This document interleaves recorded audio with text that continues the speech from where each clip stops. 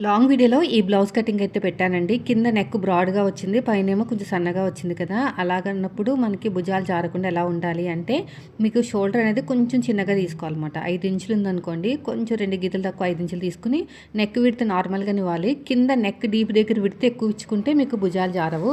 అంటే వెనకాల మీకు థ్రెడ్స్ పెట్టుకోవాల్సిన అవసరం కూడా ఉండదనమాట. ఫస్ట్ హ్యాండ్స్ కట్ చేశాను. ఫోల్డింగ్ వైపుకి బ్యాక్ పార్టు, ఫ్రంట్ వచ్చేసి క్రాస్ కటింగ్ అండి. మిగతాకి మనకి అంటే మీరు చూస్తే రైట్ సైడ్కి మనకి బార్డర్ ఉంది కదా, అది నేను నెక్కి స్క్వేర్ నెక్ పెట్టానమాట.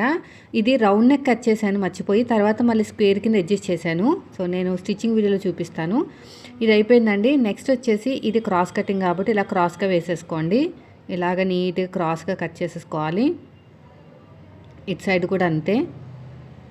ఇప్పుడు గమ్ పెట్టేసి జాయిన్ చేసామంటే మొత్తం బ్లౌజ్ అంతా సగం పని అయిపోయినట్టే.